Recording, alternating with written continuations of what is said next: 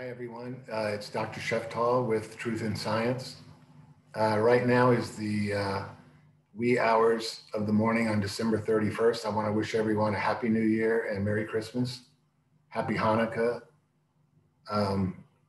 Thank you for tuning in, and I'll try to make it worth your while. Tonight's presentation is very important. So let's get started. This is the bona fides page, which we can skip. I just would like to remind everyone to check me out on Patreon if you get a chance and consider becoming a patron. I'd really appreciate it. Thank you. All right, tonight we're going to talk about vitamin D. It has been ignored by the mainstream media, but it has a tremendous amount to offer. And I'm going to try to go over some basics of the vitamin and talk about the studies that have been done and maybe even make a few recommendations near the end. Okay, so please do hang in there until the end, and I think it'll be worth your while. First, I just want to remind everyone what a vitamin is. It's a micronutrient that is not synthesized in the body, or it is not synthesized in sufficient quantities. So generally, you must get it from your diet. Okay, vitamin D is a little bit different, and I'll get to that in a second. But I just want to also remind everyone that there are 13 vitamins, and vitamins A, D, E, and K are fat soluble. That's very important, it turns out, in the metabolism of vitamin D. The others are water soluble. Vitamin D is necessary for mineralization of bone. It kind of works in the opposite way that parathyroid hormone works in. Parathyroid hormone causes the bones to release calcium, and vitamin D lays it down in the bone. Okay. Vitamin D could very easily be considered a hormone because it has hormone-like properties all over the body. And we're going to get to a lot of that in just a second. Sources in your diet include beef, liver, fatty fish, mushrooms, milk, eggs, things like that. UVB light from the sun, which has a wavelength of around maybe 125 nanometers up to 200 or so. I forgot to look that up, but I think that's where UVB is. That is a source of vitamin D through a conversion in the skin, okay, of I think it's 7-dehydroxycholesterol. And it gets converted, which I'm going to show you in the next slide, into a few moieties that need further conversion when they get to different organs. So here we go. They've written cholesterol here, but I think it's 7-dehydroxy, but it's not important. I sometimes give a lot of details that are important, but that's not important. What's important is that the sun activates the pro-vitamin D3 to the pre-vitamin D3, and then that gets taken to the liver where a hydroxy group gets put on. That's important. That's 25-hydroxy D, okay? And then that molecule goes on to the kidneys where it can be converted into 125 dihydroxy vitamin D3, okay? And that's the active metabolite. This metabolite can go into the cells and interact with the vitamin D receptor gene, okay? And that interaction will change transcription of DNA into RNA. And then the RNA, of course, the messenger RNA, goes out into the cytoplasm and makes proteins. Vitamin D is responsible for modulating the expression of hundreds of genes, okay? Including those of the acquired and innate immune system cells. And that's going to be very important near the end of this. I put this redundant picture in to show that when you get to 25 hydroxy, you can go to the kidneys where you will make the moiety that affects calcium metabolism, okay? Or this can be taken to other cells of the body, primarily the gut, and then be delivered to the liver through the gut, okay? It can also go to other cells in the body, like I mentioned, and modulate the immune system. In the antigen presenting cells, the T cells, the B cells, and others of the immune system, the enzymes are present to make that final conversion to 1,25 dihydroxy D3, okay? Some of the cells are listed here, but the immune cells should also be listed here because for our purposes, that's the most important conversion and location for that conversion. Okay, I put two different tables up here that list the proper vitamin D levels, inadequate, deficient, etc., excess, just to show you that there's a little bit of disagreement in the literature on what the optimal vitamin D level is. This one has 40 to 59 nanograms per milliliter, and this one has 50 to 70 nanograms per milliliter. Excuse me.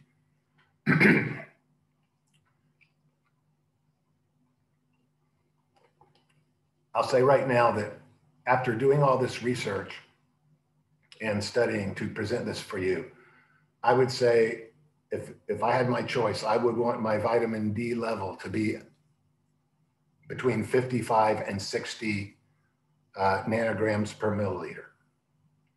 And I'll explain why later. Okay. Unfortunately, most people in the Western world, Asia too, are vitamin D deficient. And when you find out all the benefits that you get from vitamin D, you're going to find out, you're going to hasten to a supplement store and buy some vitamin D3 probably. This is the supplement that I bought and I take every day. Now I do want to point out, and it's written on this slide, good, that 90 to 95% of our vitamin D is produced in the skin by the sun when it's exposed to UVB light. The 10% that remains comes from dietary sources or supplements. I'm living in a very sunny place, so that's an advantage for me. But if you are living above the 35th parallel, then in the winter, it's very hard to get enough sunlight so that your vitamin D levels are adequate. And I strongly recommend that you have them checked and you take whatever supplements you need to get yourself up most certainly above 30 nanograms per milliliter. And I'd like to see everyone up in the low 50s at least, certainly the mid 40s. And I'll show you why in just a second. It's very important. Excuse me. But we'll get to that in just a second. I just want to point out in this slide that the entirety of Europe is above the 35th parallel. I put this red line in case these numbers are hard to read, but this is the 35th parallel right here in this picture. And all of Europe is north of it, which means that in the winter, the angle of the sun is very conducive to you having inadequate vitamin D levels. So you certainly should take a supplement or make sure that you eat the kind of diet that keeps your vitamin D levels high. And all this is going to come out in just a few slides, but just wanted to point that out. The 35th parallel, which you might sort of normally think is kind of pretty far north, is not that far north. I mean, this is Los Angeles right here, right next to it. And there's Phoenix. And we normally think of Phoenix and Los Angeles as being very, very sunny. They are below it, but they're very close. And if you look at some of the other cities in Canada and the US, excuse me, I'm getting to the point where I need glasses to see what I'm doing. I mean, Washington, New York, Boston, Montreal, Ottawa, Minneapolis, Detroit, Indianapolis, Denver, San Francisco even is above the 35th parallel line. So just bear that in mind. A lot of you do not have adequate vitamin D levels. Okay. By the way, this applies to the Southern Hemisphere too, if you're below the 35th parallel in the South. Okay. Now, after doing all this research, I do want to point this out. I think the low levels that the low levels that people have of vitamin D in the winter is at least partially responsible for the increase in respiratory diseases that we see in the winter. It's kind of an extreme statement. You might have thought that it was because people tend to huddle indoors in the winter, but I'll tell you, if they're not getting enough sunlight, they are going to have some serious problems potentially because of vitamin D deficiency. And of course, that's what this presentation is all about. Okay, so here's just an example of various years in the United States of male and female, various years now. This is from 1988 all the way up to 2010. Both males and females are below 30 nanograms per milliliter, which is the absolute, let's say, minimum that you could have and feel comfortable that you have enough vitamin D, okay? A lot of the studies use 30 nanograms per milliliter as kind of an inflection point between bad things happening and good things happening, but I still would recommend much higher than 30, and I'll get to that at the end of the talk. Okay, now, this is just a very simple slide. I'm going to go through probably 15 slides in a row that are very simple, but pack a punch when you sort of take them all in. Then we'll get on to slightly more critical analysis of everything. But these are the odds ratios of you having 25 hydroxy D deficiency by season. So they just set winter at 1, and then they see what percent of,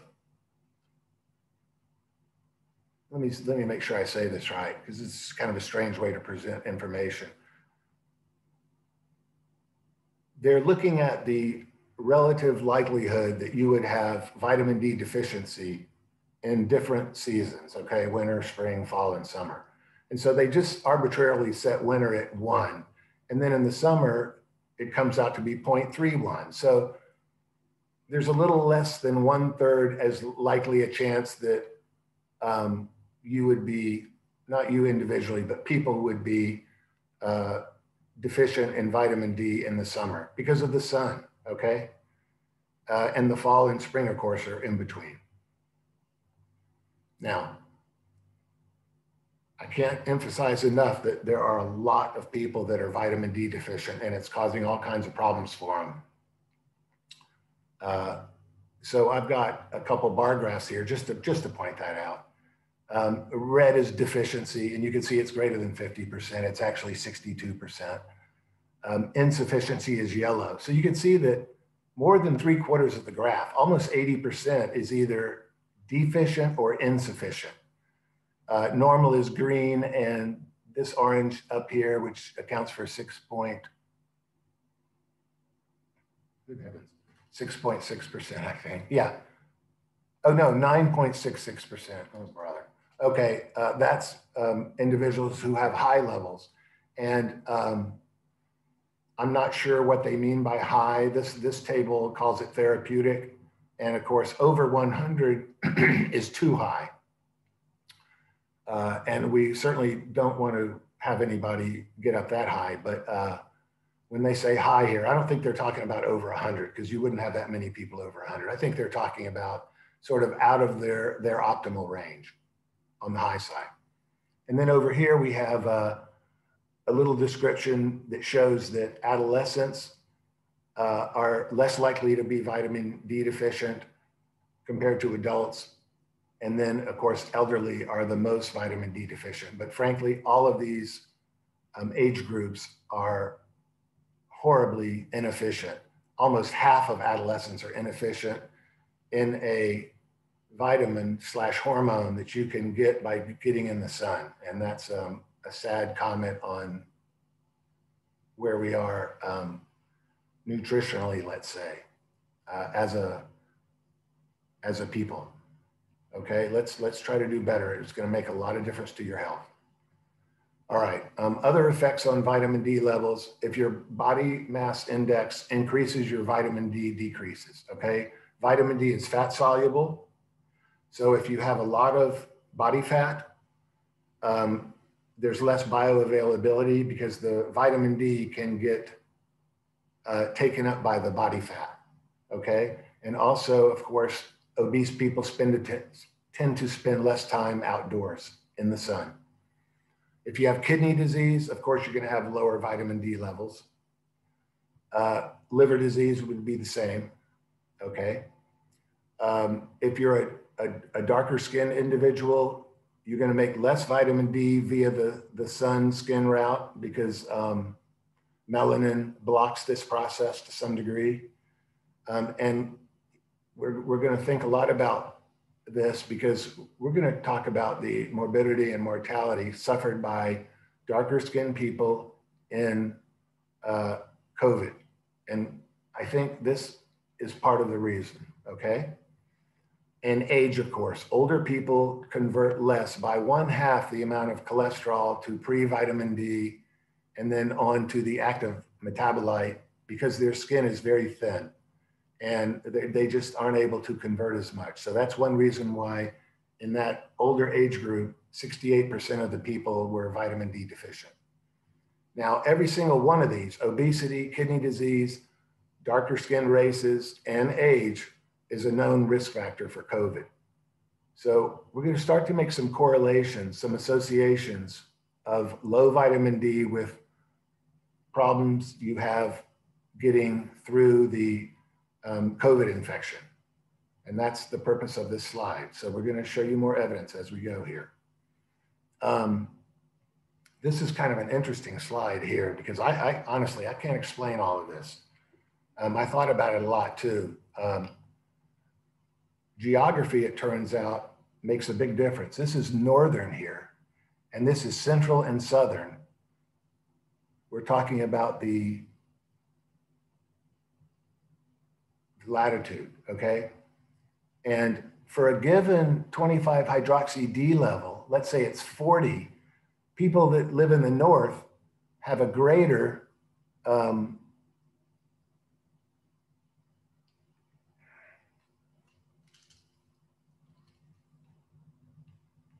SARS-CoV-2 positivity rate. In other words, they get the infection more often. And you might say, well, you just told us that the sun is weaker in the winter in the north. So isn't that why the positivity rate would be higher? Because they don't have vitamin D helping them fight it off. And I'll talk about how later. Not exactly, because if you analyze this carefully, that would cause their vitamin D level to be lower, most certainly in the north because of the sun problem. But this is saying that the people in the north have a higher positivity rate for a given 25 hydroxy level, okay? So let's say it's 40. In other words, they've already subtracted out. They've already accounted for the fact that the people in the north don't convert as much 7-dehydroxycholesterol into the vitamin D metabolites. So there's something else going on in the north that causes them to get infected more often. And of course, there could be a lot of reasons for that, but let's think about this very critically and not just assume this is due to lack of sunlight, because again, for a given level of 25 hydroxy D, the people in the north get infected more often. It's not just a matter of them converting less. that logic can also be applied to race. These are darker skinned individuals up here. These are Black people here in red, and Hispanics in the black dotted line, and whites in the blue line. And again, this is for a given level of 25 hydroxy D. So it's not just a matter of them not converting as much in their skin, okay? And we know that men get infected a little bit more often than women. And of course, there's a little bit of an age flip here. It's a little bit anti-intuitive, but it has the older people getting it slightly more often than the people who are slightly younger. The lines are very close together there. I wouldn't worry about this too much right now. Okay. Now, I'm going to show you a number of what we call associative studies. And associative studies do not prove anything. I'll say it that way. They can be very highly suggestive though. And in the case of vitamin D, they are very highly suggestive. And just because they don't prove something does not mean that it does not exist. Let me say it that way. When I studied masks, for example, I was hoping beyond hope that they worked and that they reduced transmission. And of course, on television all day long, they say that masks are working and you're a horrible person if you don't wear masks. But I'll tell you something, I don't think masks reduce transmission. And the reason I don't think they do, even though there have been some associative studies that said they did, is because the randomized controlled trials all said that they didn't, that there was no significant difference between the people who didn't wear masks and the people who did in a properly conducted scientific study. And I looked back through the literature for 72 years. Now, you may remember that Dr. Fauci early on, I think it was in early March, did an interview on 60 Minutes in which he said, there's no reason for people to be walking around in masks. And this was in March after the virus had gone all over China, which he knew all about and was already in the United States. And he said, there's no reason for people to be walking around in masks. And I think the reason he said that was not the reason he gave later, which was to save the mask for the medical community to wear. I think that he said it because he knew the literature and he knew what I know, that 72 years of randomized controlled trials showed that masks do not reduce the transmission. And that's why he answered that question that way. And then, as has been fairly common with Dr. Fauci, he changed later to telling people if they don't wear masks, they're thinking about mandating them and things like that. I'm not sure why he changed. No randomized controlled trials came out this year that said that masks reduce transmission, okay? Even the Denmark study, which was the only, we'll call them RCTs, the only RCT this year was the Denmark study, and that Denmark study showed that there was no significant difference. So I'm going to show you some associative studies about vitamin D, and it's different than the mask, but I'm going to tell you up front that associative studies don't prove beyond a shadow of a doubt what you would expect from a randomized controlled trial. Let me say one more thing about masks very briefly. I think it was Kansas that told the counties it was up to them whether they mandated masks or not.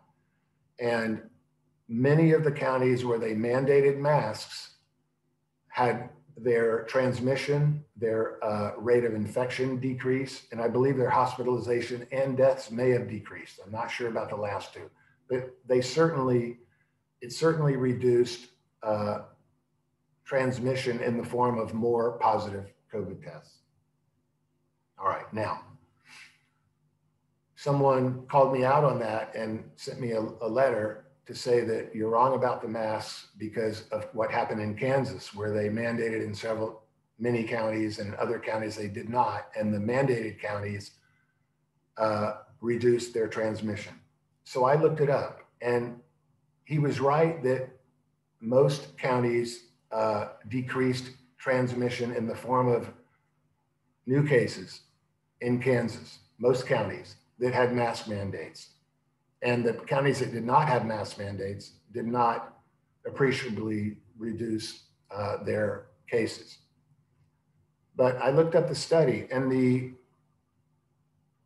the comparison was extremely close, okay, between the average of the counties that did not mandate the masks and the counties that did. I think I'm saying this right. I'm trying to give you a general idea of what I mean by an associative study.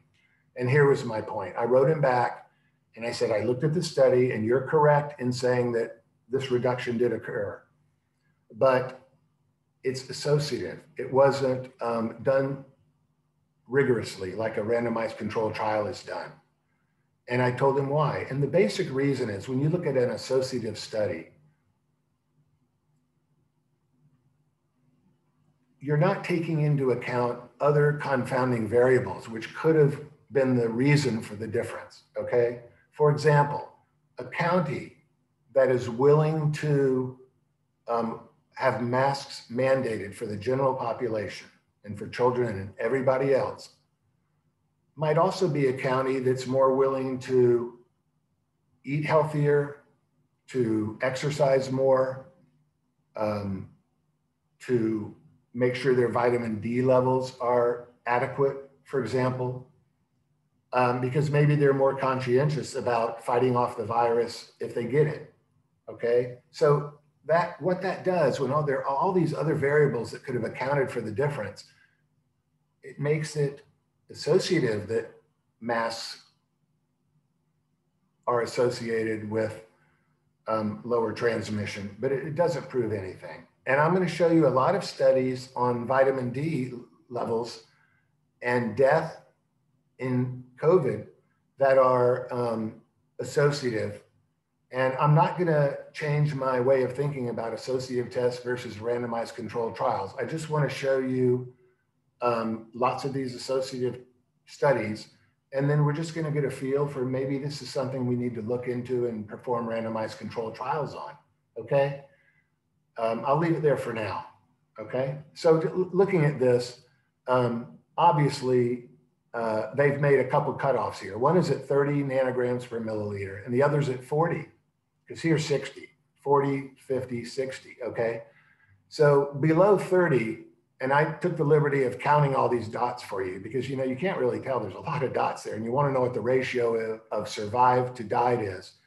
And 5 people survive for every 1 person that died when their vitamin D level was below 30, okay? When it was between 30 and 40, 8.5 people survived for every 1 that died. And when it was above 40, which again is not the level at which I would say I'd like to see you have your level, the ratio was 15-1 survived to died, okay? I counted all these dots in their categories, and that's what it is. And again, this is associative, and it shows that if your vitamin D levels are higher, you survive COVID better. That's what the association is. There could be other reasons why you do better in COVID with a high vitamin D level. Okay, so we can't say this is proof for sure that vitamin D is doing something to help you survive a COVID infection. We're going to get to that. Here's another associative study. This shows countries that have a high prevalence of vitamin D deficiency, such as the United Kingdom, it's very high, and their relative deaths per million from the disease, okay, from COVID. And you can see that if there's a country that has a very high prevalence of vitamin D deficiency, also is ranked high on deaths per million from COVID. So one conclusion you might make from that associatively is that having a high level of vitamin D protects you somewhat from dying from COVID. Okay, now here's another bar graph. Again, this was given in nanomoles per liter. So this was given in nanomoles per liter. are just different units. So I took the liberty of converting them to nanograms per milliliter for everybody. And this column here is greater than 30 nanograms per milliliter. Again, they use 30 quite often. I think it's because it's a good inflection point. It doesn't mean that that's the ideal level, but it's a good inflection point. This column is 20 to 30 nanograms per milliliter, and this is less than 20. And what these colors mean is these are people who got SARS-2, we'll call it from now on, or COVID. Okay. 85.5% of the people with greater than 30 nanograms per milliliter had a mild course of COVID, okay?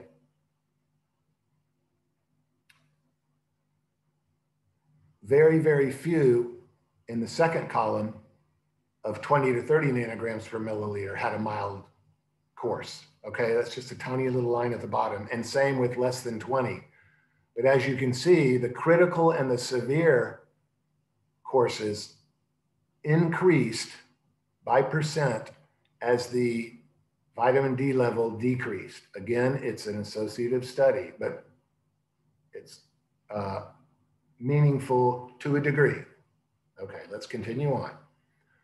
Here's another study. And I'll tell you, I could have put 500, not 500, I could have put 100 studies, I promise, 100 graphs in here, which basically say the same thing. And I'm just going to go over about 5 of them. But they are everywhere. Just about every associative study says the same thing. Again, this is the number, this is the percent of people who had a mild course. And it's 96% in the group that had greater than 30 nanograms per milliliter. In other words, according to this associative study, if you have an adequate, let's say, level of vitamin D, you don't have problems at all with COVID. Almost everyone has what they consider a mild course. That would certainly be lacking hospitalization, for example. But if you get down below 20 nanograms per milliliter, you have a lot of people having a critical course, you see, 52% critical. Okay. And 44% of the people between 20 and 30, 21 to 29, had a critical course of COVID when they got infected. So you can see that having low vitamin D levels can be very dangerous associatively so far. Okay. Here's another one. This one's from Indonesia. I just picked some countries that aren't represented that often. It's the same in every country. This was a test, an associative study done on 780 patients. And 400 of them survived, okay? 380 of the 400 had vitamin D levels above 30 nanograms per milliliter. Okay, that's this column right here, greater than 30. And then when you start to get between 20 and 30, and even worse, less than 20, there's no survivors less than 20 here. No green is on this bar, except maybe a paper thin line up here. You can barely even see it. Here, you just got about 20 patients here out of maybe 200. 1 out of 10 patients survived when the level was 20 to 30. And here you have 365 out of 380. Only 15 patients died out of 380 with high levels of vitamin D, above 30. My heavens, what did I do there? Oh no, sorry. Okay, we're done with the associative studies. So of course, what I wanted to find was a randomized controlled trial. So I looked all over the literature and I found one. It was done in Sao Paulo, Brazil. It was multi-center, double-blind, randomized, placebo-controlled in Sao Paulo. Okay, The trial included 240 hospitalized patients with severe COVID-19, meaning they were already in the hospital and they had what was considered a severe case. Okay, and this study was conducted from June 2nd, 2020 to October 7th, so it's brand new. They were randomly allocated in a 1-to-1 ratio to receive either a single oral dose of 200,000 international units, that's a big dose, of vitamin D3 or a placebo, okay, randomly allocated. The endpoints, we call them, or what they were trying to compare were length of stay in the hospital among the two groups, admission to the ICU, and requirement for mechanical ventilation and mortality rate. Those were the 4 things that they compared in the two groups. The 200,000 international units in 1 oral dose of vitamin D3 or placebo. And here are the results.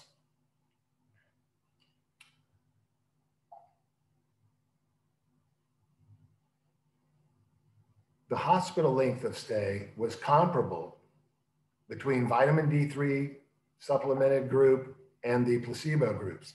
And they were both exactly 7.0 days. That's how long they stayed in the hospital. The rate of mortality was very close. It was insignificantly different. So was admission to the ICU and mechanical ventilation requirement. Did not significantly differ between the groups. Okay, that's what it says in the study. So everything was the same in the placebo group and the vitamin D group. So you can imagine what the conclusion is going to be here. Among hospitalized patients with severe COVID-19, vitamin D3 supplementation did not reduce hospital length of stay or any other relevant outcomes versus placebo. This trial does not support the use of vitamin D3 supplementation as an adjuvant treatment of patients with COVID-19. Wow. That is exactly the opposite of what all of those associative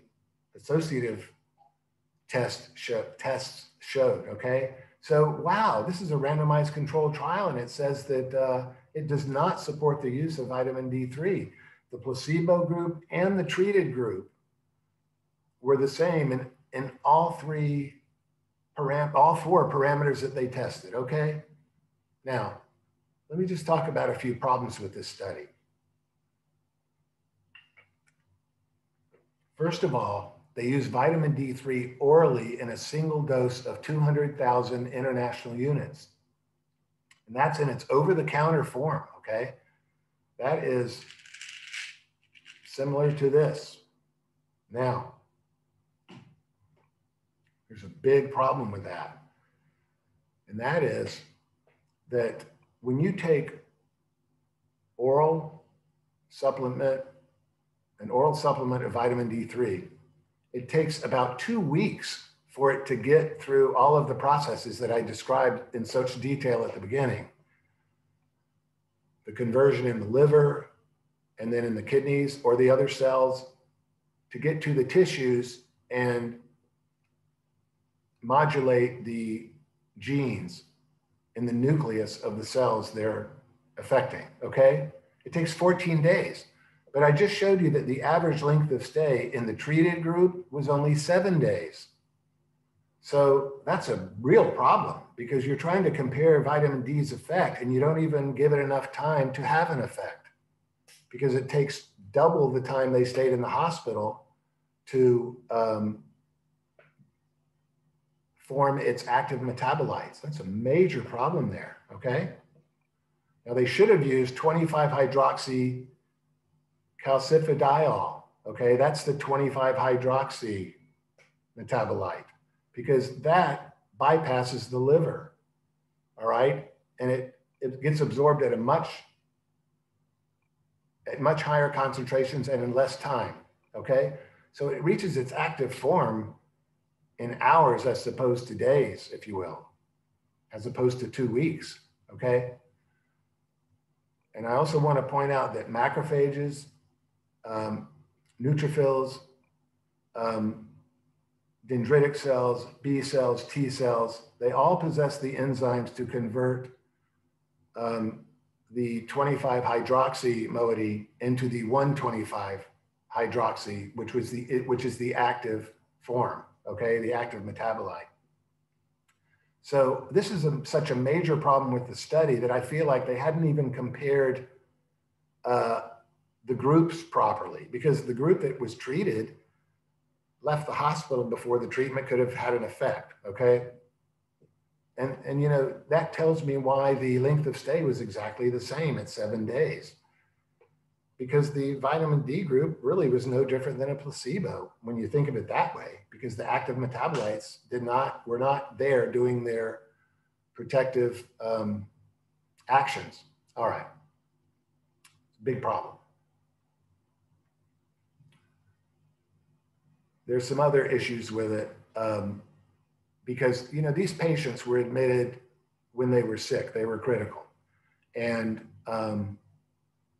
many of the disease processes, which can lead to death and terrible morbidity, mechanical ventilation and all these sorts of things, were already present before they received the vitamin D3. And that would be fine if the vitamin D3 was given in a form that would be converted to its active metabolite very quickly. It might have helped some of these people. But I mean, you know,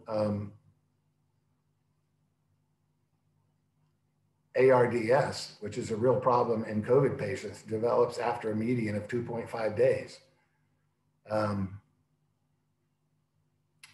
patients presented on average 10.2 days after the symptoms occurred. That's a long time. And so they were already having serious problems at admission.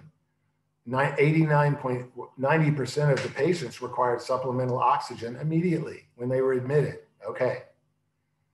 And days to dyspnea, which is difficulty breathing from overt infection, is only 7 to 8 days, and they presented 10.2 days after symptoms. So these people were very sick, and the vitamin D that was administered did not have enough time to help them.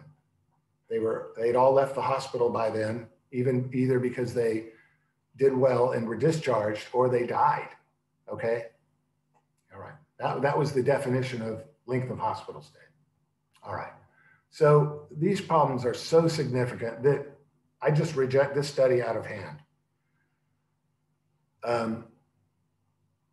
And of course, the conclusions said that everything was fine, no change in the placebo group or the treated group. And that's because the treated group, again, for the third or fourth time, I'm sorry to keep repeating myself, but it's very important when you have a randomized controlled trial to look at it very critically, because it can mean an awful lot one way or the other. So the two groups were the same for obvious reasons. And so you just have to reject this study, unfortunately. I found another one. This one ended on this was published online on August 29th, just a couple months ago. This was in Cordoba, Spain, and there was a fundamental difference in the way they carried out this study. So let me tell you about this one. I'll try to speak a little faster, I'm sorry. 76 consecutive patients hospitalized with COVID-19 and showing a clinical picture of acute respiratory infection and confirmed by a radiographic pattern of viral pneumonia and a positive SARS-CoV-2 PCR test, which has its own problems, which I've talked about already, but they had a positive PCR test and they had a radiographic pattern of viral pneumonia, and they were sick. 76 consecutive patients. It's important that it was consecutive patients because that means that they didn't pick and choose the patients to be in the study. They just took 76 in a row, okay. 2/3 were given calcifediol. That's the circulating 25 hydroxy moiety that has bypassed the liver, if you will. We're giving the metabolite that does not require conversion in the liver. Very important, okay, because you know the liver gets its blood through the portal vein from the gut. So when you eat something like this, it has to go through your intestines and then go through the portal vein to the liver and then be converted to 20. It takes 2 weeks to get to the target tissues and engage in protective actions, okay? Let me say it that way for now. All right, So 2/3 were given the 25-hydroxy.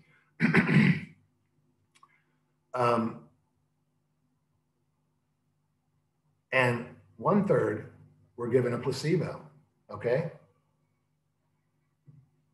All hospitalized patients, now this will just blow your mind, but all hospitalized patients, quote, received as best available therapy, the same standard of care. Of course they would, but guess what the best available therapy was this August, just 2 months ago, or 3 months ago, what we're, January, was it December, November, October, good heavens, September, 4 months ago, at the end of August. They received a combination of hydroxychloroquine every 12 hours and azithromycin. Does that ring a bell? Hydroxychloroquine was considered by these Spanish doctors as being, quote, the best available therapy. And I wrote down here, you can't make this stuff up, just as a little comic relief from all this. Okay, we could do an entire, I could do an entire analysis of hydroxychloroquine. If you'd like to see me do it, I'd be happy to do it. And you can tell me in the comments and I'll be happy to do it. I'll do it as soon as I can. All right, well, anyway, that's what they received. So the placebo group and the treated group all got the best therapy that they knew about. And the treated group, and by that I mean the group that got 25-hydroxy vitamin D, got that instead of the over-the-counter 200,000 international units that was used in the study in Sao Paulo. Okay, so there's a big difference there. So let's see what happened this time. No excuses this time. Okay.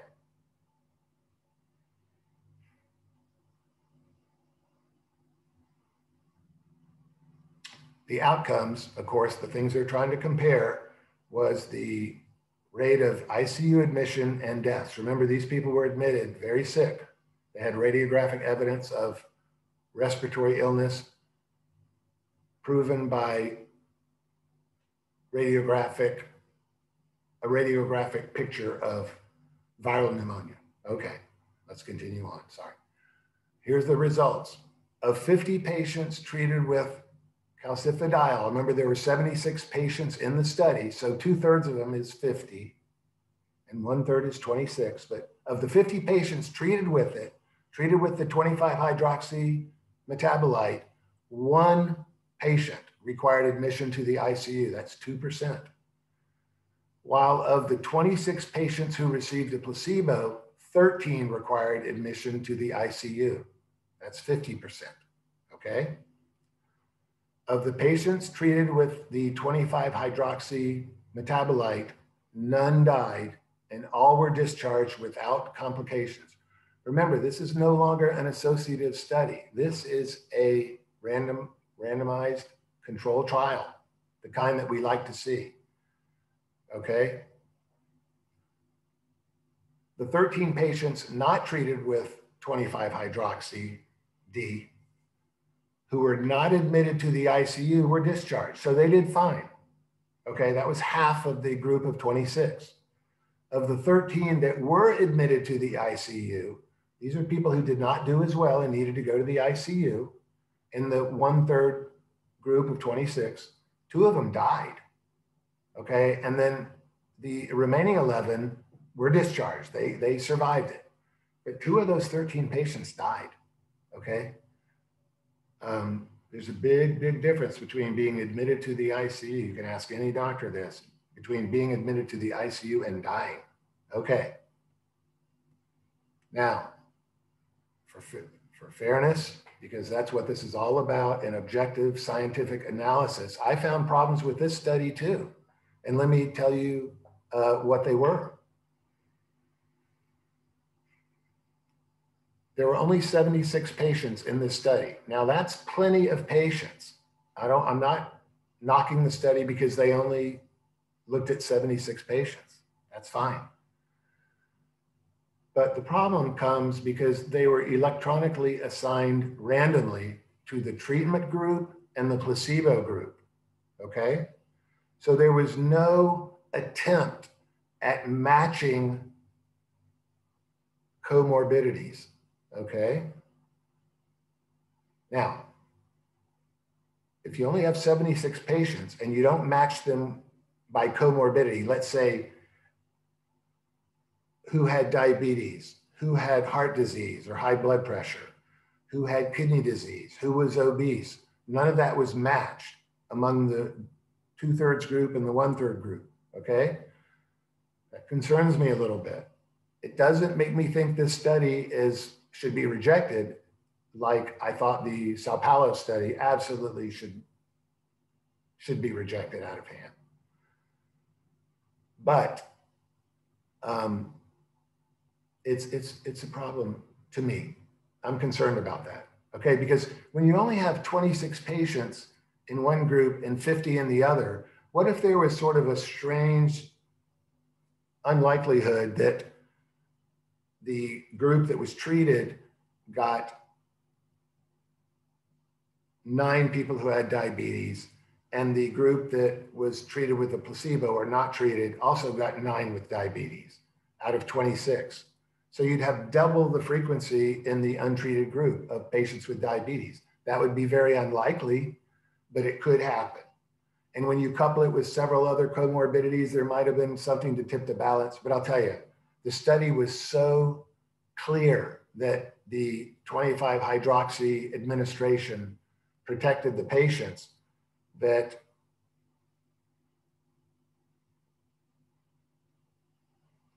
you have to believe that it's protective. The likelihood that the comorbidities could have caused such a huge difference. For example, in those that were admitted to the ICU, 1 out of 50 in one group and half of them in the other group. Certainly mismatching of comorbidities by random selection. If you look at the likelihood of that causing the difference, it would be so unlikely that it can be ruled out, okay? I mean, I'm talking mathematically now. And it could be calculated based on the number of comorbidities you want to look at. I could do that. The other problem that I had with the study, and this information may be there because I had to look at a study that was truncated a little bit. They didn't show the tables and some of the graphs that I wanted to see, some of the data, but I could not find the vitamin D status of the patients prior to treatment. And that's very important because if patients were already had adequate levels of vitamin D, okay, in their blood, in the blood you test for the 25 hydroxy metabolite, then giving the 25 hydroxy metabolite would not have made as big a difference to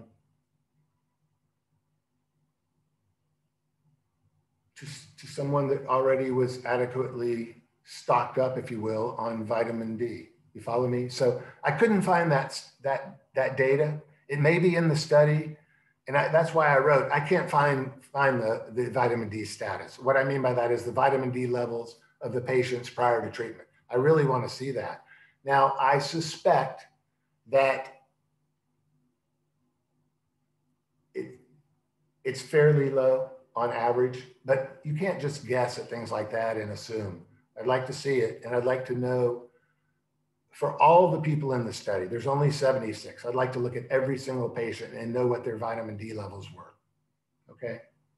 Because think about it, if they got the placebo, but their vitamin D level was already at 50 nanograms per milliliter, they're almost like the treated group, if you will, okay? Maybe better, because they had it the day they came in, not 12 hours later or something. So that's important information. So those were the 2 problems I found with the study. They weren't matched because it was randomly assigned, and I didn't know the vitamin D status beforehand. Conclusion on this study, the Cordoba study. Administration of 25 hydroxy D, very likely. And I want to emphasize that because the groups were like night and day. Very likely plays a causal role, not an associative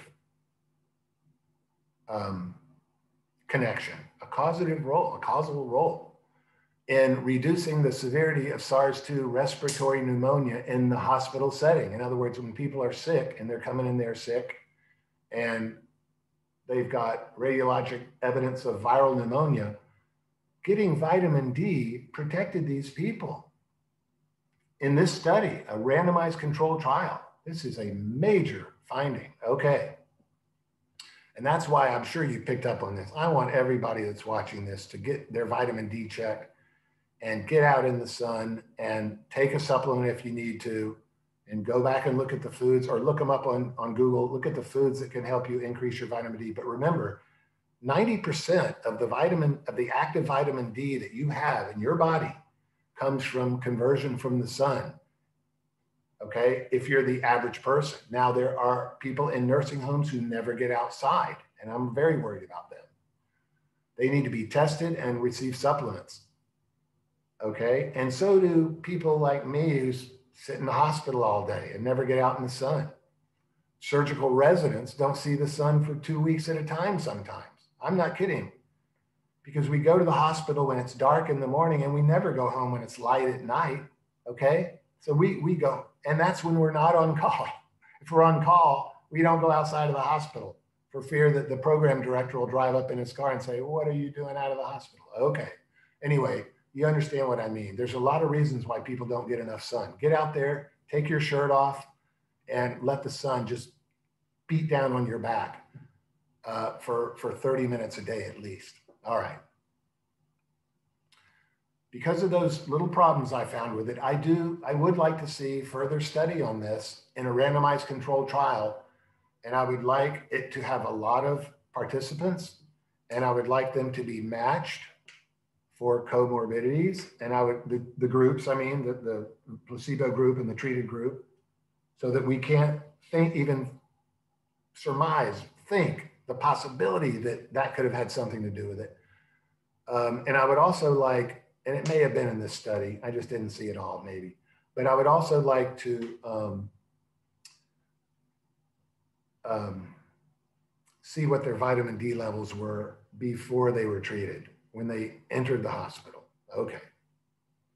Now, we'd like to know the mechanism for vitamin D's great protective effect in COVID. So let's think about it. I wrote a few possibilities down. I think I've already said that vitamin D, the 125 metabolite, can get into the nucleus and interact with the VDR, which is the vitamin D receptor, which together with the metabolite modulates the gene expression of hundreds of genes. Well, let me say this.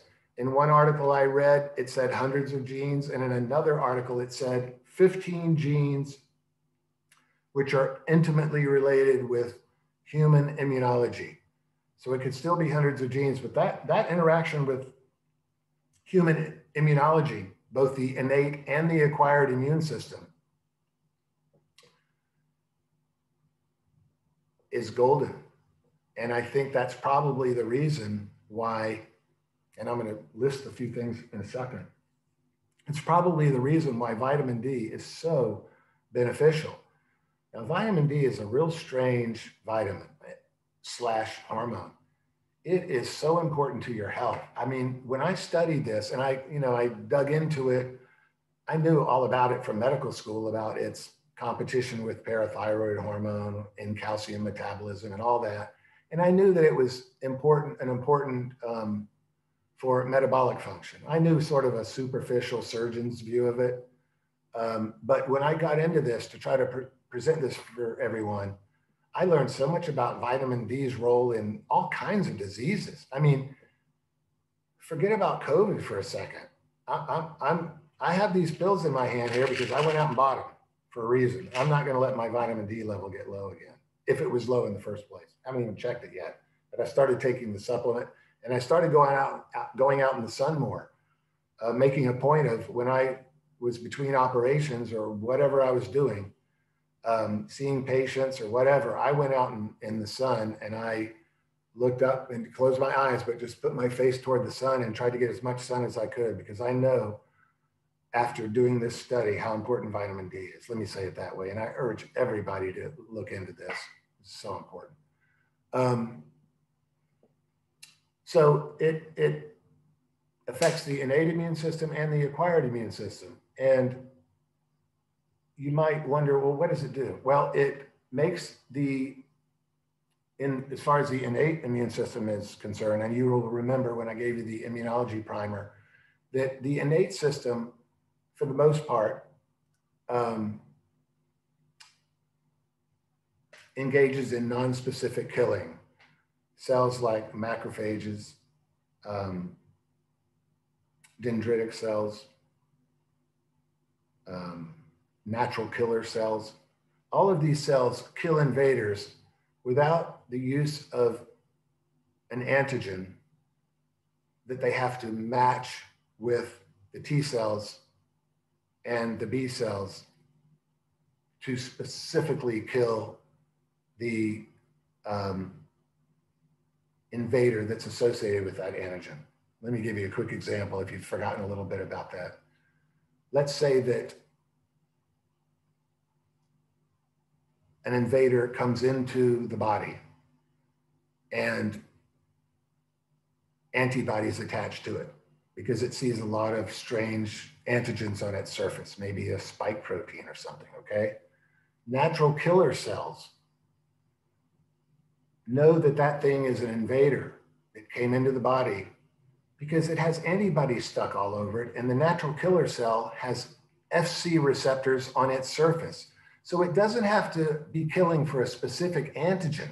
It's just going to go up and kill that thing that has antibodies stuck on it because it has a receptor on its surface. I'm talking about the natural killer cell that looks at the Fc portion of an antibody. It's not the FAB portion. It's not the antibody binding portion. It doesn't have anything to do with specificity. The antibodies attached to the antigens on the surface of the bacterium or virus, okay, particle.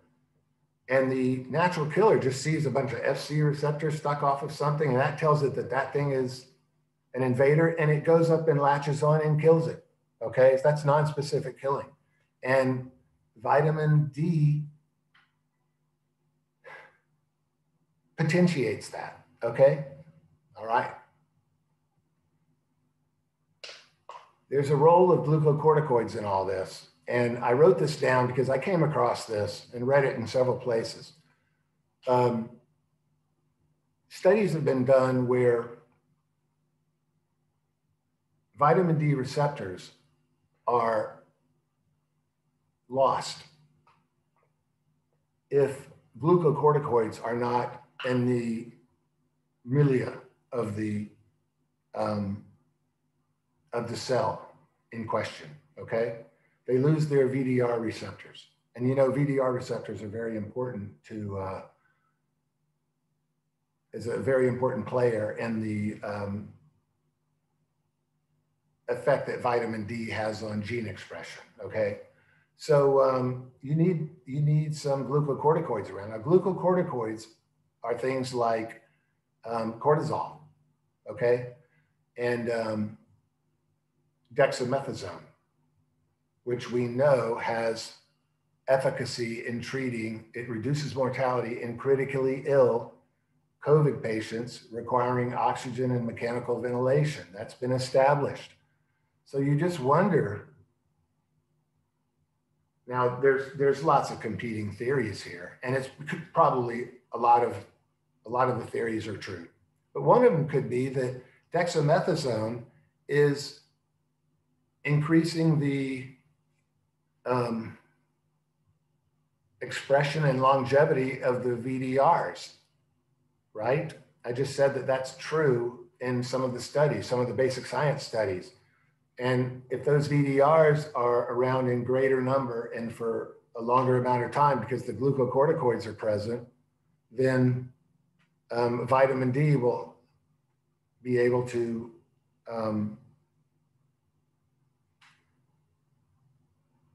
enhance the innate and acquired immune system, okay, by its interaction with VDRs, which affect transcription or gene expression, okay?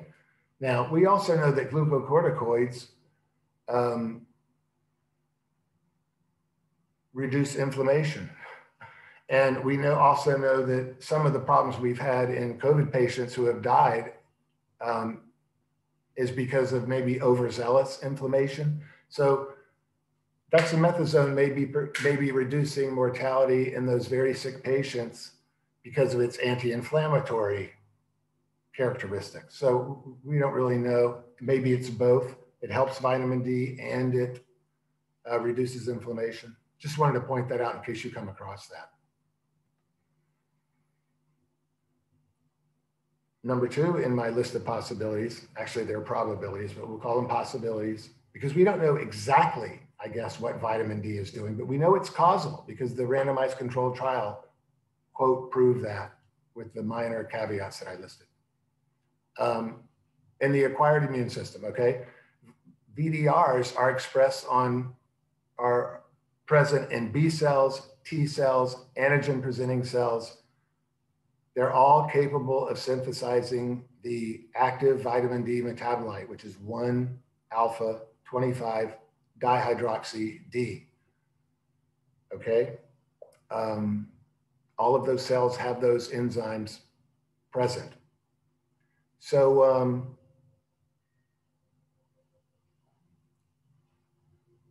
the gene expression in those cells, those acquired immune system cells, is modulated by vitamin D. And so that's going to change the immune response in a way that is probably beneficial to the host. And that is a very likely reason why patients with severe COVID-19 do well when they get the vitamin D metabolite that can be quickly converted to the active metabolite, 1-alpha-25 dihydroxy D. Okay, so that's a very strong probability on how vitamin D accomplishes this kind of protection. Same with the innate system. Then, of course, I dug deeper and I found all kinds of things that vitamin D does, because this is just, it's like the superhero of vitamins or something. It is involved in everything. It really protects you. You've got to get your vitamin D levels high. Anyway, just a couple quick ones. This may sound like medical mumbo jumbo, and a lot of it is, but I'm just going to read it real fast. A virus will downregulate ACE2 receptors, because it interacts with the ACE2 receptors, okay? So there'll be fewer of them present if the virus is stuck all over the cells. Okay. Vitamin D targets that process, okay? And so that is protective to some degree. ACE2 stands for angiotensin converting enzyme, and I don't want to go into all the things that are associated with that, but it's important that we have ACE2 receptors. Okay. Airway epithelial cell tight junction, where the virus is trying to get into the human body, is also affected by vitamin D. Immune responses, we've already talked about those, involving macrophages, T cells, T helpers. Cytokine secretion is affected by vitamin D. I mean, good Lord. Interferon beta, tumor necrosis factor, human leukocyte antigen, CD4, CD8, CD14, CD38. These are all designations, as you will remember from the immunology primer I gave you, part of the T cell arm of the acquired immune system, okay? Vitamin D regulates mitochondrial, respiratory, inflammatory, oxidative, and other functions. I mean, it's amazing what this vitamin does.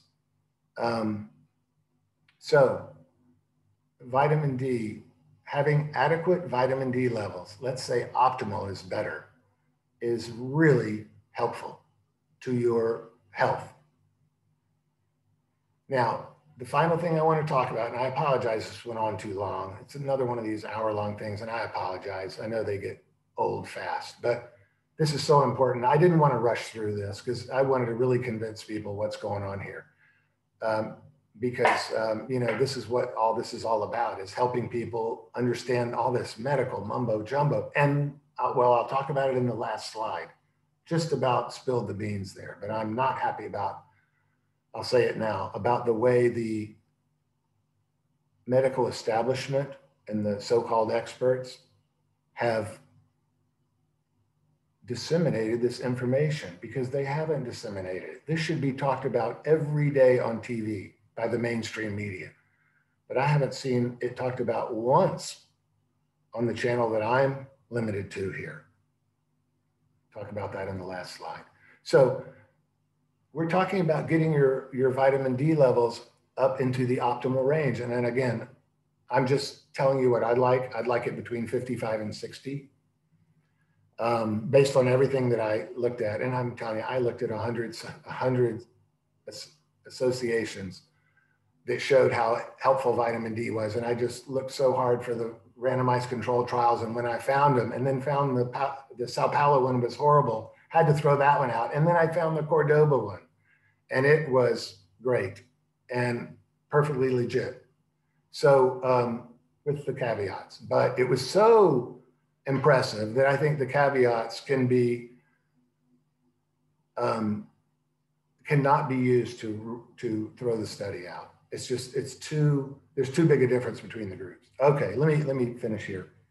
So what we're going to talk about now is how should you take these supplements if you're, I mean, it's wintertime now, so you're going to need some supplements if you're above the 35th parallel, according to the data. So you need to take supplements, or you need to eat those foods that have a lot of vitamin D in it. And I strongly urge you, if you possibly can, to just go ahead and get tested to see what your level is. So you need to, so you'll know where you stand. All right. And if I hadn't been so busy in the last 5 days or 3 days when I was doing this, I would have gotten my level tested in addition to getting the supplements. And I'm in a sunny place. I'm hoping my level's very high. All right. But I'm not important. Everybody out there is a lot more people than me. And I'm telling you, some of you, especially that live in Canada, I didn't tell you where the 35th parallel ran in America. In Europe, the whole continent is above the 35th parallel.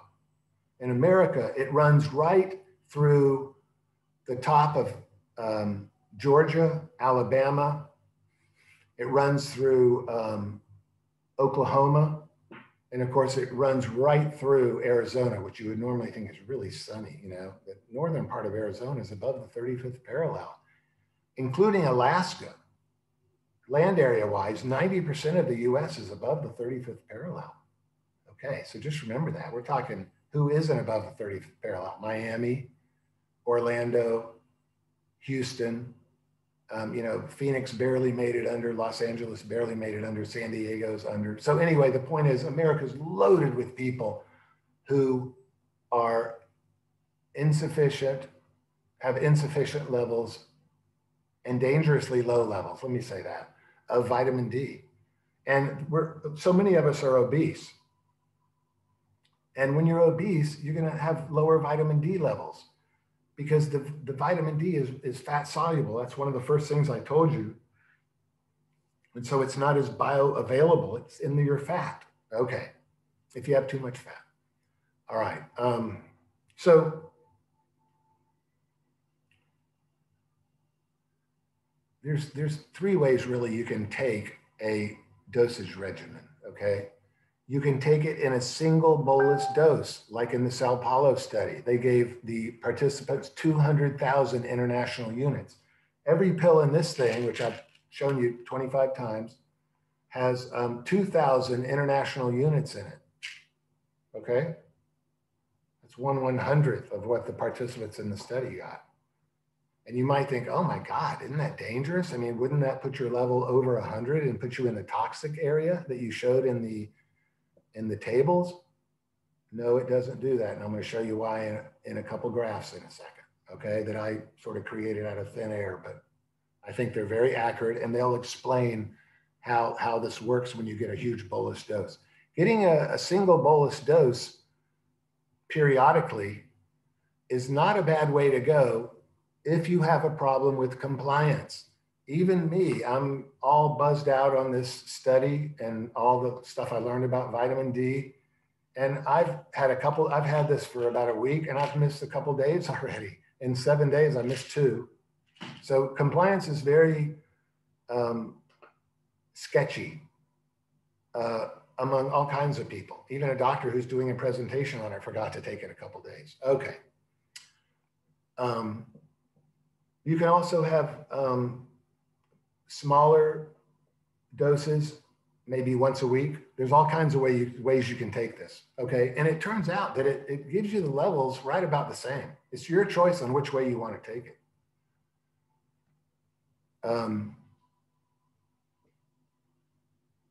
And you know, there's a thing called the Endocrine Society, and they talk about daily intake of 2,000 international units, which is what I'm doing. And they say you need to, that's necessary to achieve concentrations consistently above 30 nanograms per milliliter.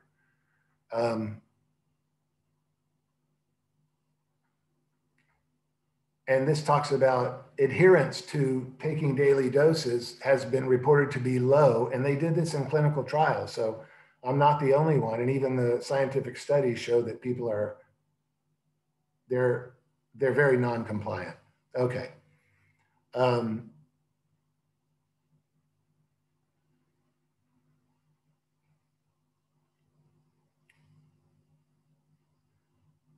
The reason you can take, or one of the reasons you can take a large bolus dose is because the over-the-counter vitamin D3 supplement has a very long half-life. I think it's about 15 days. And wow, that's a long time for a half-life, okay? So you take these things, and it's only 1/2 of its initial value 15 days later.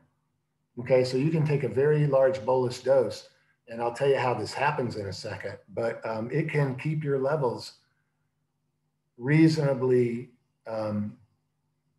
high. And I don't want to emphasize the word high because it's just barely over the minimum, which to me is 30 nanograms per milliliter. You cannot let it drop below that, because look at their survival rates. Or 98% or 96% of the people who had a level over 30 nanograms per milliliter survived, and almost no one survived below 20, and very few, 1 out of 10 survived between 20 and 30. So that's why they keep choosing 30 for these tests, because it's a true inflection point. You gotta have it above 30. All right, now this is a little primer on decay. And I just made this little graph up, but I'll talk about it really quickly because I know a lot of people know this.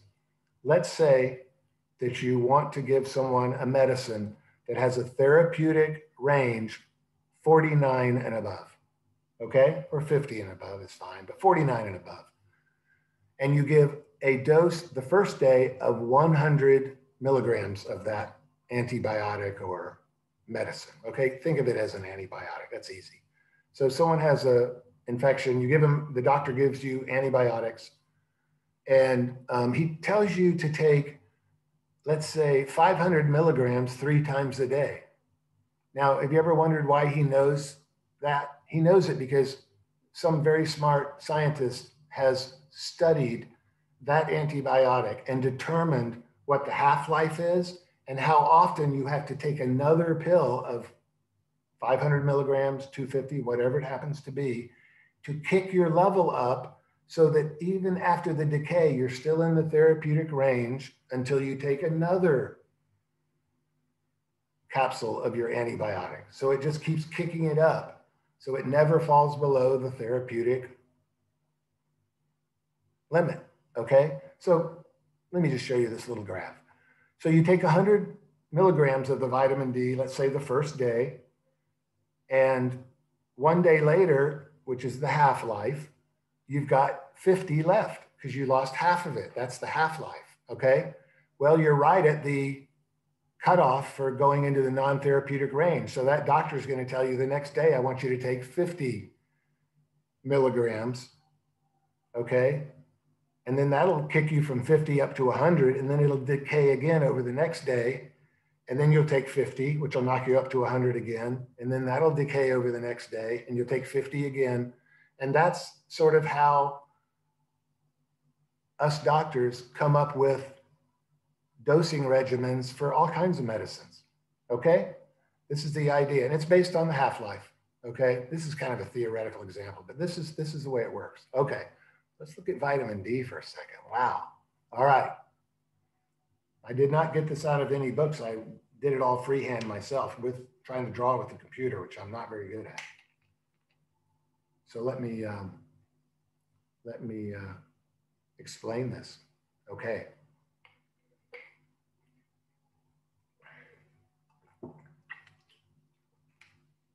This is really a graph looking at using the half-life of serum 25-hydroxy-D. And we're looking at the level versus time, which we were looking at in this too. This is the level versus time on this axis. Oops, I'm pointing at I always do that. I'm pointing at the screen down here. You can't see mine. I'm like the old lady, a little bit of comic relief here after this long night. There's a meme going around the internet where a lady is typing something on the internet on the screen, a Word document or something, and she's taking white out and painting on the screen. That's what I'm doing. That's why it's so funny. Okay, because I'm up here pointing and you can't see. I'll use the pointer. Anyway, this is versus time, right? And these are levels. So this is levels versus time. Same thing on the next page in principle. Okay. Now, let's say you get one of those massive doses, like 300,000 international units. Well, good heavens, you're going to get some enormous number here on this little graph. Because these are people who are below 30 nanograms per milliliter, and I just gave you 200 or let's say 300,000 international units. So this thing is off the charts. This thing, literally off the computer. It's way up in the ceiling of my apartment. Okay, so what's going on? Why doesn't that make the person toxic, vitamin D toxic over 100? Well, because the vitamin D that you give in those enormous international units gets stored in your fat, okay? And because of equilibriums and so forth, it will slowly release the vitamin D3, okay? So that it can be picked up by a binding agent and carried through the blood. Remember, vitamins A, D, E, and K are fat soluble. So they need a carrier to help them be soluble in the blood. Let me give you a quick example, because this is something a lot of people, even doctors, I hate to say this, but golly, sometimes the doctors don't even really understand this. Have you ever heard of LDL being the bad cholesterol, for example, or HDL being the good cholesterol? That's a very misleading misnomer, because LDL is not cholesterol. It stands for low density lipoprotein. And the reason it's a lipoprotein is proteins are soluble in water. They're water soluble. So they're soluble in blood. The lipo part of the lipoprotein is not soluble in blood. That's why cholesterol, let me say it this way, LDL, HDL, those are cholesterol carriers. The moiety that is going to carry cholesterol has to be soluble in water, water soluble, but it also has to allow cholesterol to attach to it, okay? And you need a fat soluble moiety on the carrier so that cholesterol can attach, and you need a water-soluble moiety, the protein, so that the whole thing can be water-soluble and travel around the body in the bloodstream, okay?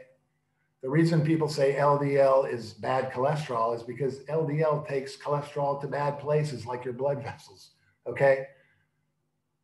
And HDL is good because it takes it into a good place, maybe back to the liver or something. Okay, so LDL is not cholesterol. And if your internal medicine doctor says, oh my God, look at how bad your bad cholesterol is in your blood test next time when he's looking at the LDL level, say, doctor, LDL is a cholesterol carrier. It stands for low density lipoprotein. And shock him out of 10 years of life. All right, now, so what I'm getting at is there is a carrier for vitamin D, which picks it up right after the sun converts it from 7-dehydroxycholesterol. Here's cholesterol again, okay? So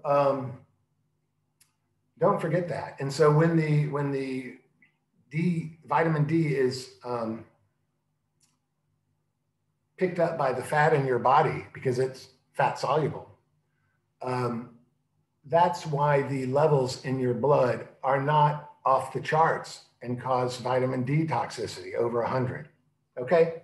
So the fat will slowly release the vitamin D into the blood to be carried around to places where it can be converted to the active form, okay?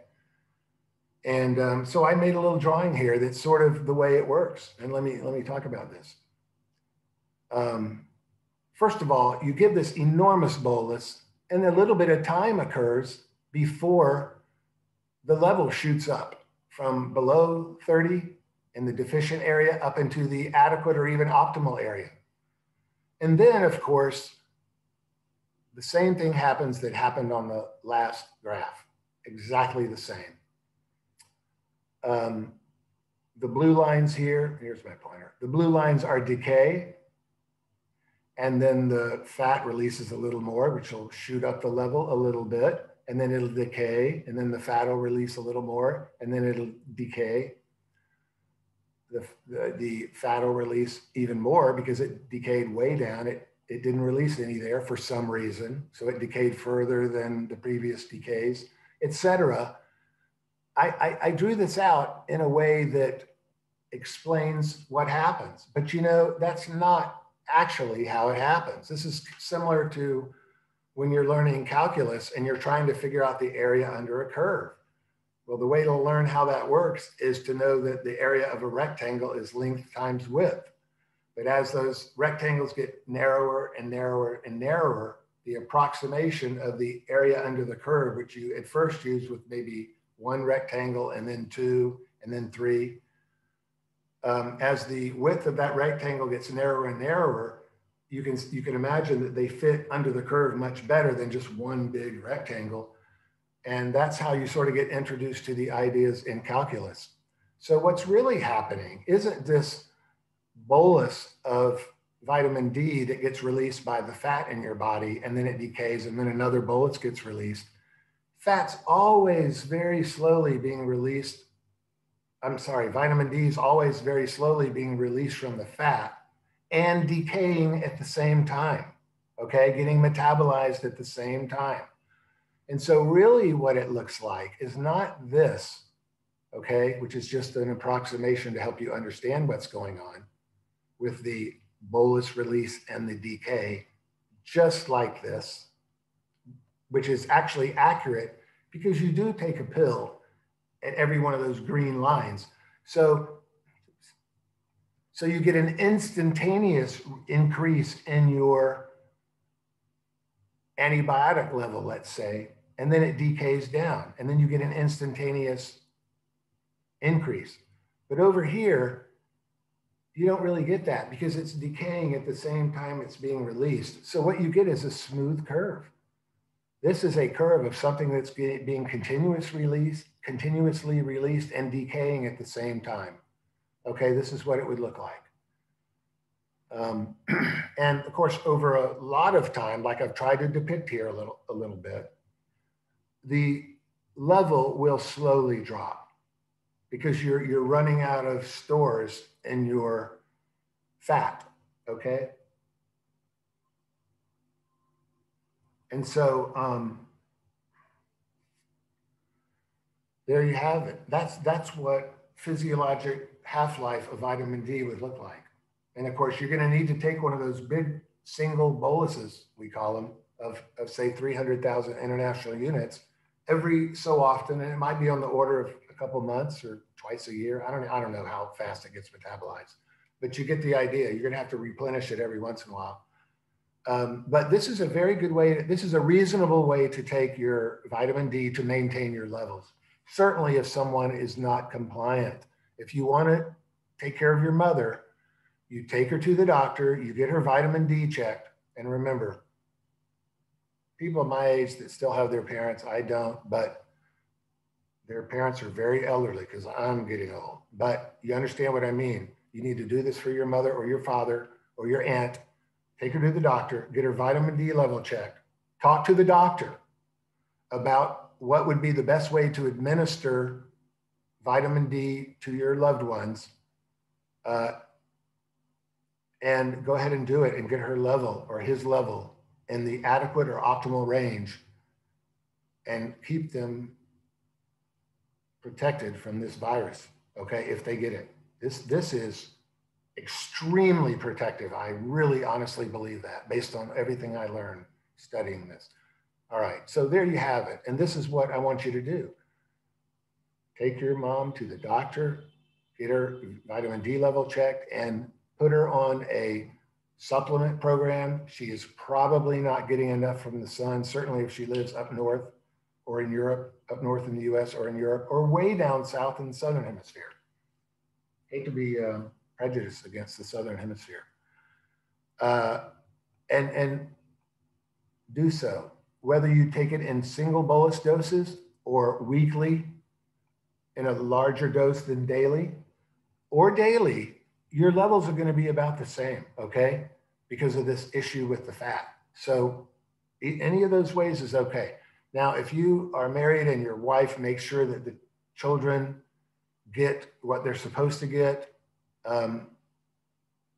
or you're a very responsible person, unlike me a lot of times, and you can be compliant, you can do this, you can take this, but it does require compliance. Okay, it's easy to skip a day or 7 or 3. All right, now this is the last slide, and I appreciate everybody who's hung in there with me. This is really upsetting to me because what is going on in the world right now? Vitamin D, based on the randomized control trial in Spain and all of these associative studies, which number over 100, let's say, should be talked about on CNN every single day. Okay, this is something that can save people's lives, and it's being kept from the public for some reason. Where are all these TV doctors? I could list them by name. You know who they are: Dr. Fauci, Dr. Collins, Dr. Redfield, Sanjay Gupta, all of these people. Why aren't they talking about vitamin D? Look at the graphs. These guys are really accomplished doctors, you know, as far as their CV is concerned. What are they doing? They're not talking about vitamin D that has all this evidence that it's protective. The Cordoba study was double-blind, randomized controlled trial. Yes, it has a few problems that I listed, but I'll tell you, it was dramatic, the difference between the treated group and the untreated group. The associative studies are just, I like to use the phrase off the charts all the time, but I'll tell you, this isn't off the charts literally, but I'll tell you figuratively it is. The green are the survivors, and it's over 30. And when you're between 20 and 30, or God forbid, less than 20, you're not going to survive, probably. In all likelihood, I'm talking 95% chance you're not going to make it if your vitamin D levels are too low, according to this study in Indonesia of 780 patients. But I'm telling you, there are 100 of these things on the internet, with NIH at the top and all of these places that we're supposed to believe in, and we do. And it's just heartbreaking and just frustrating, and it causes great anger and disbelief that these people on television are not sharing this information with the public. And I hope that if you agree with what I've said and I haven't made any logical errors, and if I have, please tell me in the comments or send me an email, anything. And you can Google my name and go to my surgery website and send me a message. There's a contact thing on there, whatever you want to do. But if I made a mistake, please tell me. But if I didn't, and you agree with this, and you're disgusted also with what the medical community, and I'm talking about the people on TV, not the medical community in general, because I'll tell you, a lot of doctors are frustrated with this. When the hydroxychloroquine thing came out, and again, if you tell me in the comments you want a really good analytical study on hydroxychloroquine, on the so-called studies that prove that it did not work. And I heard over and over every day from Dr. Fauci and Dr. Reiner and all of them, and Sanjay Gupta, I will do it, and I will look into it like, I can. And I'll tell you whether those studies were legit or not. I looked at a couple of them already, and they were not legitimate. I'm talking about the 6 studies that they claimed proved that hydroxychloroquine did not work. I don't know if it works or not. The only thing I know is that a lot of individual physicians treating large numbers of COVID patients with hydroxychloroquine swear by it. Now, that's anecdotal and it's associative, really, okay? But it certainly should be looked into with these conscientious people telling the world that it works. And the guys on TV said there were 6 studies, it doesn't work. And I know President Trump's was singing its praises, and there could have been all kinds of reasons why people didn't want it to work. And I guess even we're willing maybe to lie about it. I don't know. Like I said, I don't know if it works or not.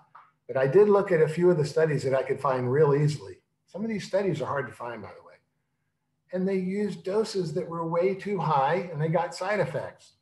But let me just say this right off the bat. Hydroxychloroquine is a prophylactic for malaria. They give it to people who don't have malaria yet, that are just going to go to Africa or Cambodia or somewhere where there's malaria. And I'm telling you right now, if there were side effect problems with hydroxychloroquine causing cardiac arrhythmias, yes, it happens in a very small number of people. But if there was anything significant, they would not be using it as a prophylactic and damaging the hearts of people that were just going on a vacation somewhere and needed to be protected against malaria, because doxycycline protects you also. And doxycycline is an antibiotic, okay? If the side effect profile of hydroxychloroquine was too high, they wouldn't use it as a prophylactic, okay? But they gave this one group in one of the studies that I found doses that were so high, all the patients got side effects from it. Crazy doses, like 4 times the dose that was recommended by the people that are endorsing hydroxychloroquine use in a certain population of COVID patients. That population is high-risk patients early on, very soon after they become infected, not hospital patients. So the next study I found was trying it in hospital patients. So anyway, for the cohort that was supposed to benefit from it, I still haven't seen a study that actually tested for it. Do you remember that you were supposed to take zinc and azithromycin with it? A bunch of the studies just tested hydroxychloroquine and didn't test zinc. And zinc is important in the ability of hydroxychloroquine to get where it needs to get, according to the people who endorse it. I don't know. I have not studied it yet, but I will, like I said, if you want me to. Anyway, zinc's very important in getting the hydroxychloroquine maybe inside the cell or something. I don't know. But the study that they're used to discount hydroxychloroquine, the study people didn't even use zinc. Oh my God, every study had a big problem with it. So I'll look at all of them. I'll find them all if I have to. But anyway, that's a different subject. But it's similar to this in a way. You know, what's going on with this, with the world? I mean, I used a word in the first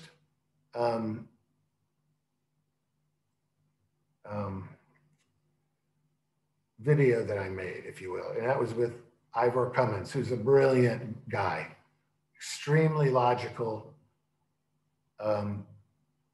He understands cause and effect. He understands the scientific method. He is completely unbiased, which is very important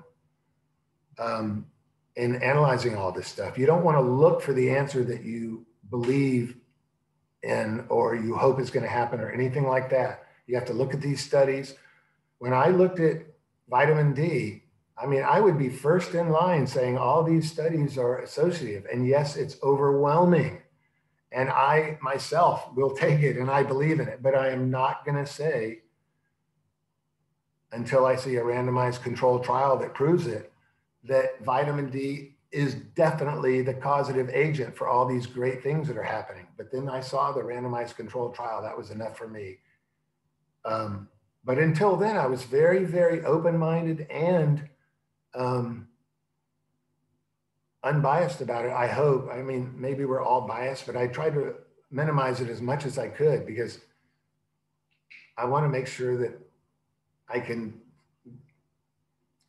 share information and do these presentations in a way that helps people. And if I'm biased, it's going to be similar to the TV doctors. You know, they're just going to say what they want to say without regard to the scientific studies. I'll say it that way. You know, I don't know what's behind all this. Again, with Ivor, when he interviewed me on the first presentation that I did, which the interview went over 4 days, and he was a tremendous sport about it, me talking too much. But anyway, at the end of that presentation, and he hasn't posted it yet because it takes a lot of editing, I talked about this philosophical movement that's traveling all over the world for the last number of years called obscurantism.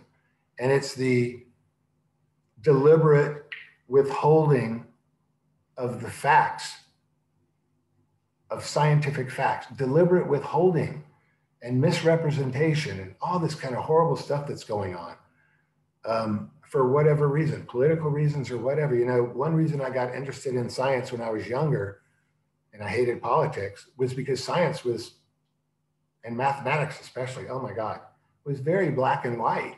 And people didn't fudge figures. And maybe I was just a young kid and I was naive, but boy, what's going on with all this? Even with climate change, they caught all those scientists fudging all the figures to make it look one way that went with their political beliefs. I mean, I just am disgusted by this. And this is life and death for some people. If this vitamin D is doing what we're sure it's doing, at this point,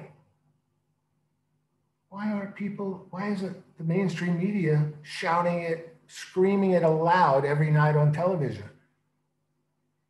Now, they may have mentioned it a few times, but I watch CNN religiously because it's the only news channel I've got here.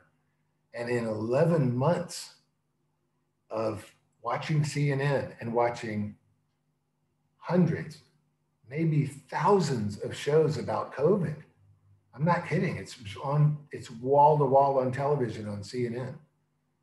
I have not heard one doctor talk about the benefits of vitamin D yet.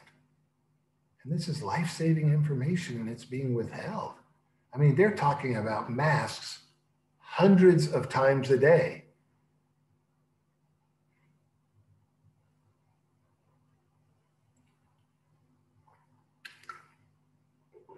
Okay? And I know there's a mask controversy, and people don't agree with me. Some people do. But you know, I was very objective about masks too. I was hoping they would work like any normal person would be. I'm hoping something worked. I kind of hoped lockdowns would work, but I knew from the beginning lockdowns weren't going to work.